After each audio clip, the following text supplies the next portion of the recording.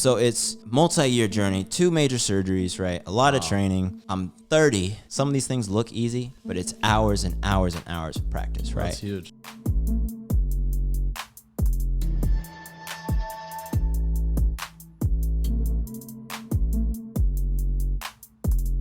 Welcome back to the #1 podcast in the world. My name is Forrest. I'm Andrew. Andrew, what are we talking about today? Today we are talking about how many tries does it take? You almost forgot. I almost forgot what it was. It takes 3 tries. All right. What are we talking about? How many tries does it take? How many tries does it take to be successful? How many tries does it take to be successful? We might just leave that in for y'all. Yeah, let's leave it in. Let's leave it in. Fuck it. Like dropping random. Oh my F-bombs. gosh. How many tries does it take? That's That's a good question, man.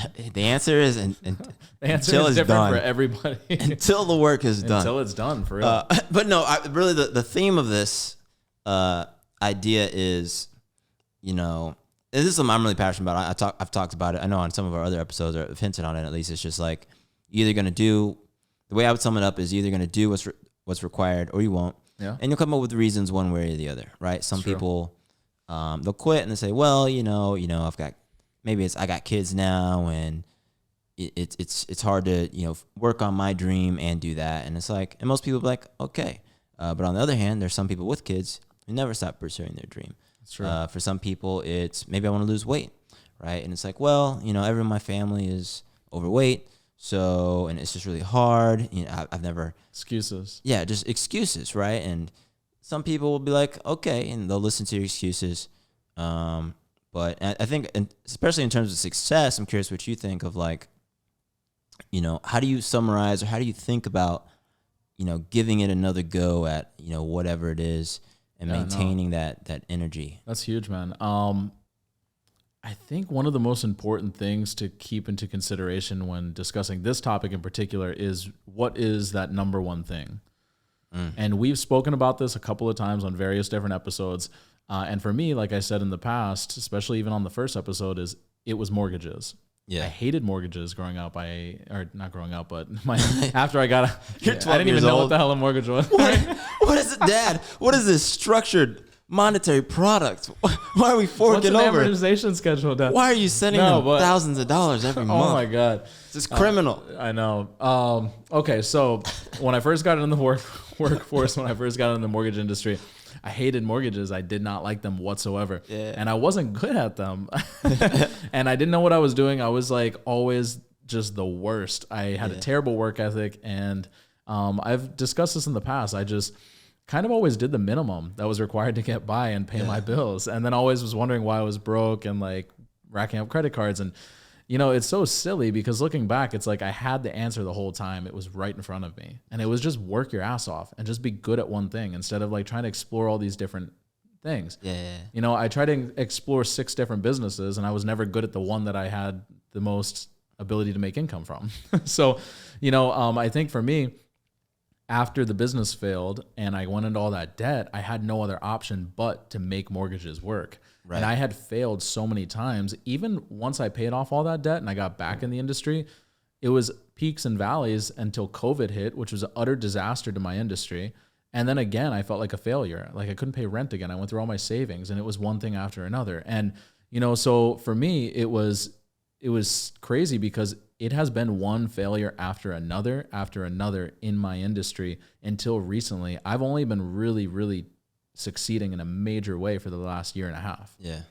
But I had to go through shit for 5.5 years where I didn't make anything, or if I did make it, it was just to pay off the credit cards that I was using to fund my lifestyle during the months when I didn't make it. So, the thing is, I think a lot of times people have like their eyes up in the air looking at the shiny objects, thinking about 6-7 different business ventures that they want to jump into because Joe Schmo on Instagram is making $500,000 a month doing this, right? Or because so-and-so is making money doing this and living in this life of comparison, when at the end of the day, you just have to be good at doing one thing.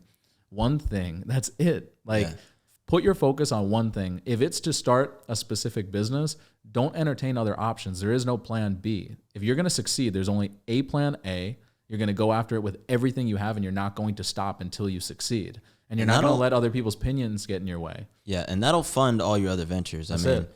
you know, for me, sales job, you know, allows me to trade, invest in real estate, which we're doing. That's it. You know, we've invested in this podcast.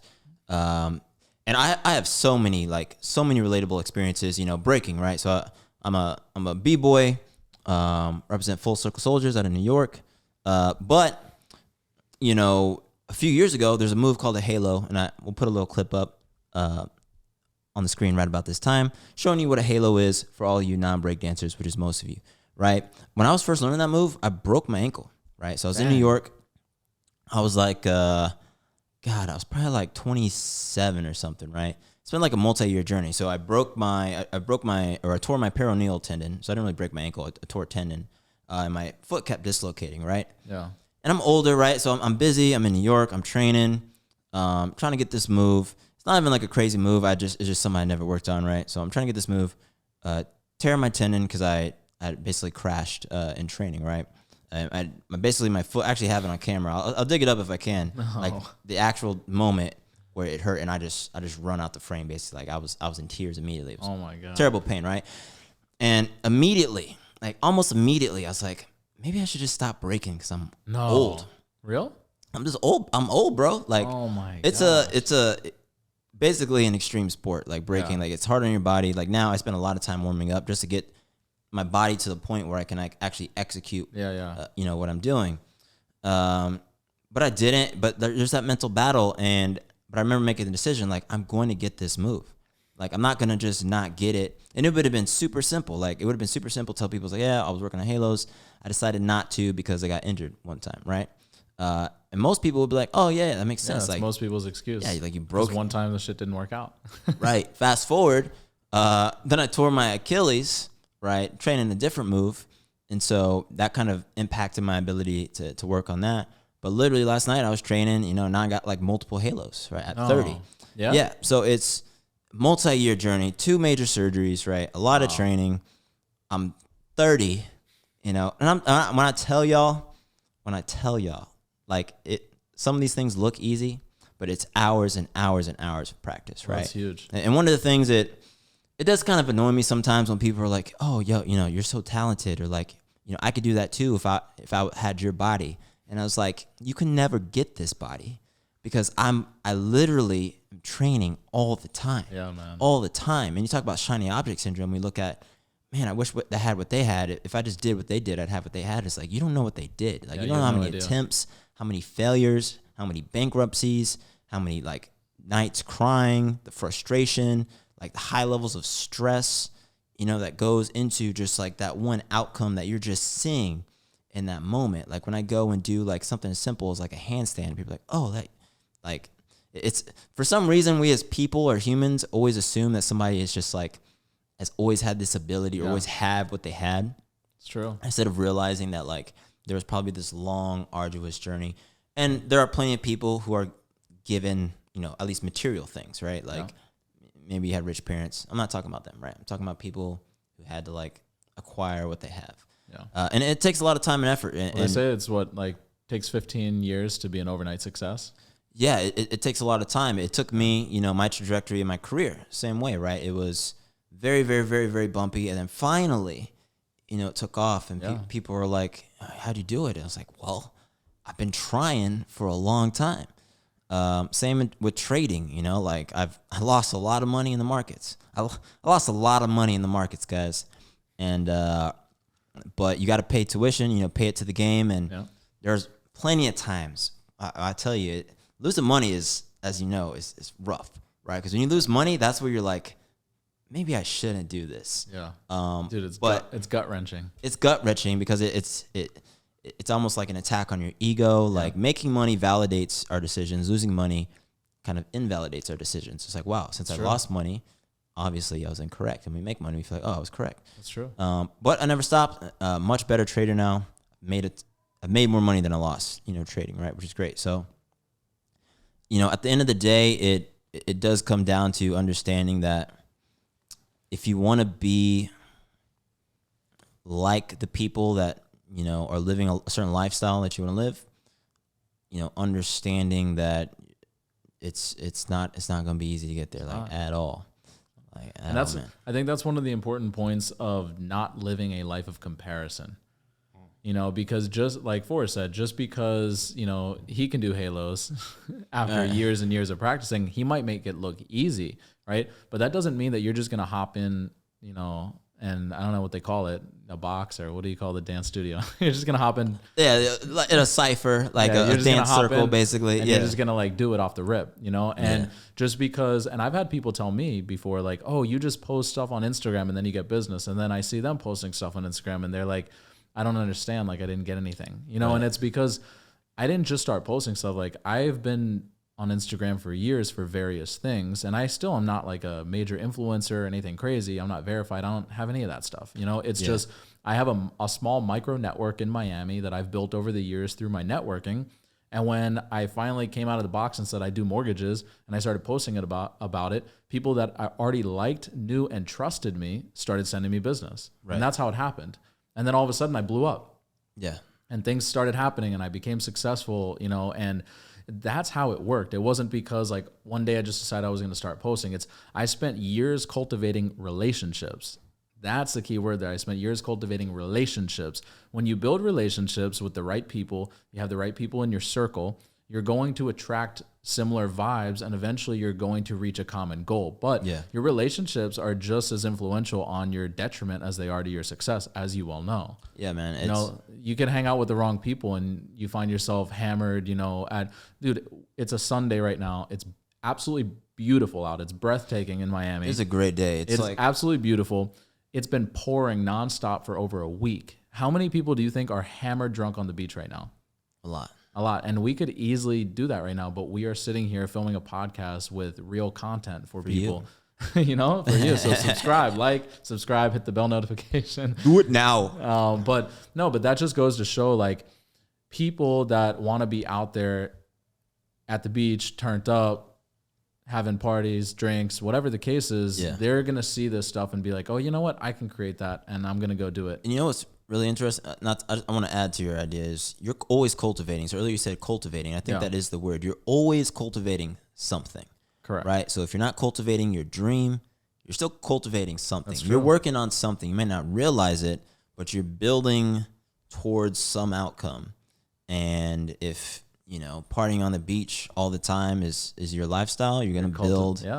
You know, you can find an example of what happens when you do that forever. Yeah, that's true. And you know what's interesting about that word cultivating is like an agricultural term. Yeah. You know, and if y'all that have heard my story know that I grew up in the sticks.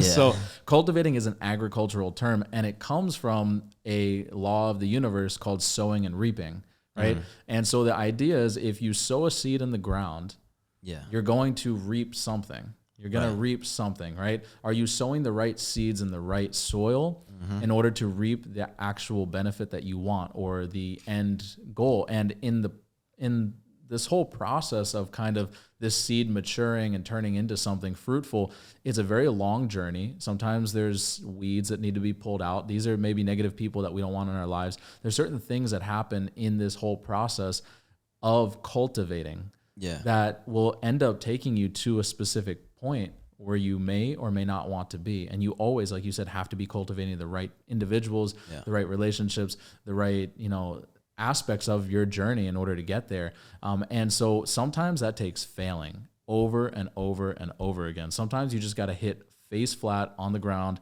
in the dirt for you to realize, like, this wasn't the right move and I got to get back up and I got to do it again. You know, maybe it's not going to happen for me this season. Maybe it's going to happen the next season. But when you are good at one specific thing, you've got your eye on that prize and you know that this is what you were meant for and this is what you're going to go after and you're not going to stop until you win. That's the point in time when you're going to see that overnight success after maybe 5 to 10 years. And maybe it doesn't even take that long. Maybe it's a year, right? Maybe it's 3 months if you're lucky. I wish it had been 3 months. That would have been nice. And you know, the thing is, like, it could take 10 years to grow a tree, right? But it only takes like a day to cut one down. That's right. Like, it takes daily activity, you know, watering it every day. Well, yeah, you're the plant guy. Yeah, I got a lot of plants. Forrest is a plant These master. ones are fake, but there's a ton of other real plants out there. He's got a green thumb. This whole place is just layered in plants. I need more, but I don't have time. But yeah, I feel like the idea I wanted to bring up too is touching again on comparison, right? Especially in this world of social media, right? I know tons of people talked about this, but when we look at other people's lives through social media, you have to understand that is purely a curated snapshot of a person's day and their highlight life. reels. And I feel like people don't understand. It's like I'm sitting here, and out of all the aspects of my life, I'm like, what do I want other people to see? You know, that's really what it is. So I take pictures of my car. I take photos of me dancing, or I'm at the gym, you know, flexing, like thirst traps, whatever it is, right? Yeah. And I'm not sharing is when I'm up, you know, I think Wednesday this week, I woke up at 5:30. My last meeting was with these folks out in Singapore at 8 p.m. Oh, I called you remember that day. Yeah. I was so tired. I forgot my 8 p.m., but you reminded me to look at my calendar for some reason. I was like, oh, yeah, I got a meeting at 8, you were going to go to the range. 8 p.m. Well, I wasn't going to go that day, but... No, we were scheduling out. And I'm like, put it on your calendar. And when you look, you're like, oh, my God, I got another meeting. Yeah, This is so crazy. it was like a 14-hour day, right? Yeah. I don't post that, right? I don't post when I'm feeling down and I'm just grinding. Well, that's the thing. Bro, I don't post any of that. I only post closings, going to the showing. Like, Right. I post... You don't post the deals you lose. Dude, right? Well, number one, I definitely don't post the deals I lose, but also there's several days span throughout the week. There might be like Monday through Thursday where nobody sees anything from me. I'm literally a ghost. There's no stories, there's no reels, there's no posts. I'm literally gone from the world. And people are like, what's going on? And then I pop back up on Thursday. Oh my God, I just closed 5 deals. Boom, boom, boom. And then it's like, you saw, it's like closing every single day. Yeah. And then I post all that stuff. They don't realize that the whole time I was gone for 5 days, I was literally in the trenches, freaking out, like trying to close deals. Phone if I calls, had any hair, nonstop. I would have ripped all of it out.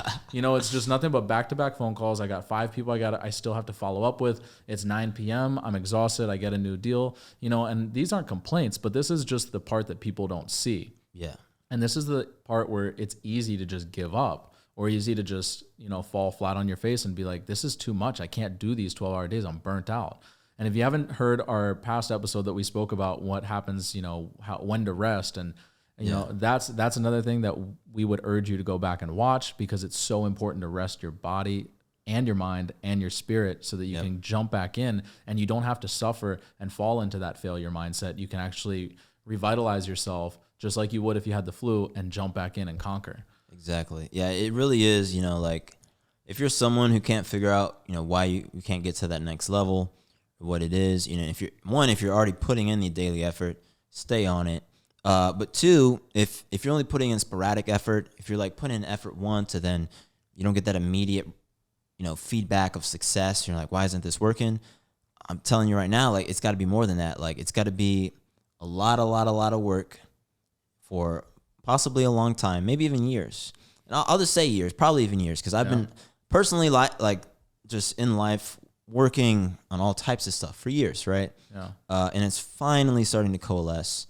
And that's what it takes. And there's no like cute way to post that on Instagram of like, yo, I spent, you know, when I was an engineer, I used to spend like my weekends just like learning shit, like taking courses. I still do the same thing. Like I read a ton. I'm part of like trading communities and I read books. I've got books on like trading patterns and all these things. And like, there's no like, I guess I could post about that, but it's like, who's going to watch? Are you sitting down and spending 6 hours out of your week just learning or working on yourself or doing something that is actually going to get you closer to your goals? Or when you think about that, are you like, oh, I'd rather fucking watch Netflix, right? And those are the exact real trade-offs. Like when it's like 6 p.m., been working all day, and it's like I could spend an hour to, you know, put an hour in towards my goal, or I could just not. And for 99% of people, they don't do that, which is why for 99% of people, you're in the middle of the bell curve.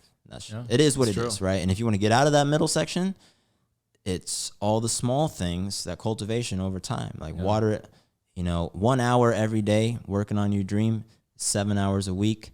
Is that right? I forgot how to do math. 30 hours a month, right? It adds up versus someone who doesn't, right? Same thing. It's like working out is the best example. They say, oh, you should work out for 30 minutes a day.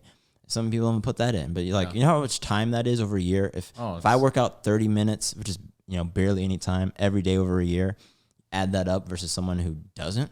Or someone who just does lot of like fitness. 2 days, like a couple hours. And then, there's a difference between being consistent. Consistency is key. Exactly. 30 minutes consistently every single day is better than 2 days a week doing 2 hours. Yeah. It's just going to pay off tenfold. I mean, I just had a thought. I completely lost track of it.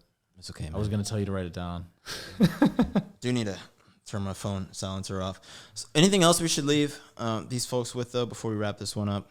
No, I think ultimately, going back to the initial question was, how many times does it take to fail? How many times do you have to fail before you succeed? And again, without being facetious or, joking in a way, you got to fail a lot. You have to fail a lot. And if you are one of the lucky few that can fail once or twice and make it to the top, or not fail at all and just have a winning idea that just takes off on the very first try, kudos to you. That's absolutely fantastic, but that is not realistic. Yeah. And I think more than anything, if we're going to leave people with a note, it is failure is going to happen and it's going to suck. It's going to hurt.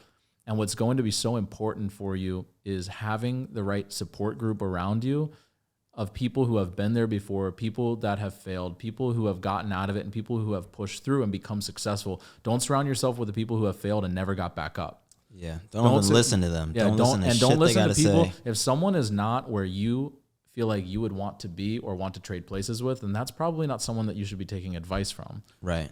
And that's huge. If someone is living in a beater, drives a beater, has no money, and they're drinking every day, that's not the person you should be getting your pep talks from when it comes to like, I tried to start this business and I lost it and I'm on my ass. That's not the guy that you want to hang out with or grab a beer with. If equally, just like with relationship advice, if you want to have a successful relationship and you're going through trying times, you're not going to be seeking out the person that's been 4 times divorced and has like, someone on the side, and they're just like, that's not the person that you want to get your relationship advice from. And it goes across all boards. Look for people that are where you want to be. Look for people who are doing what you want to do. Look for people who have been through these terrible situations of failure, loss, fatigue, burnout, and surround yourself with people who have made it through, and listen, because, faith comes by hearing. So whatever you hear is going to translate into what you're able to push through. So listen to the right things, podcasts, audio books, videos, the right music even. What you listen to will translate into so much when it comes to pushing through and getting to the next level. That's a word. And so don't look for, I see this so much on Instagram, and I literally have to contain myself to not even comment on these things, because there's no good outcome of me doing this. But all these things that try to validate, it's like, you're perfect as you are. It's everyone else or the system, or like trying to validate your current situation.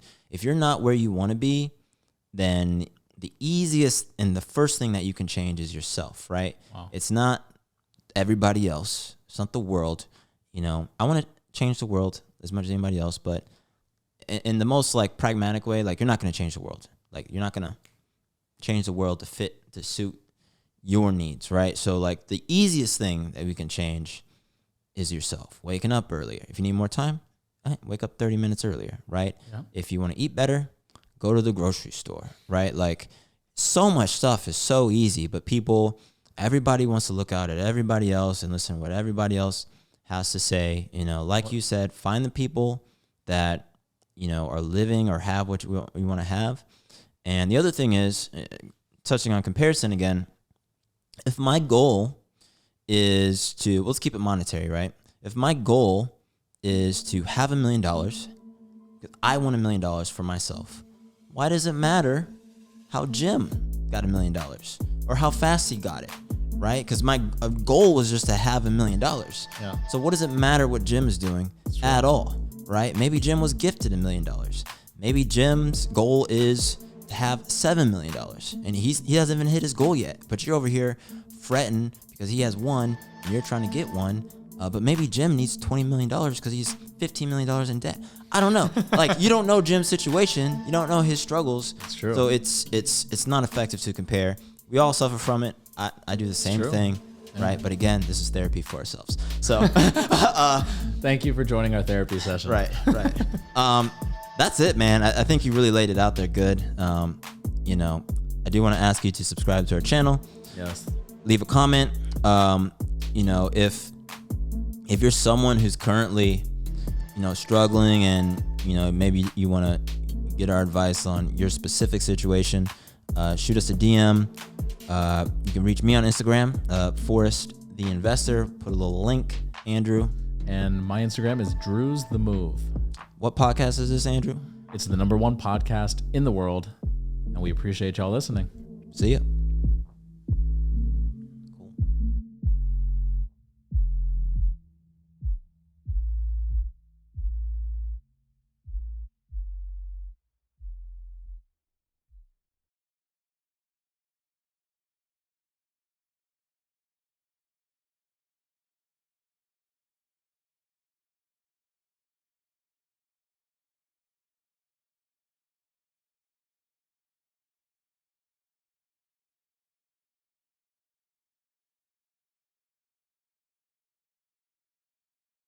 So it's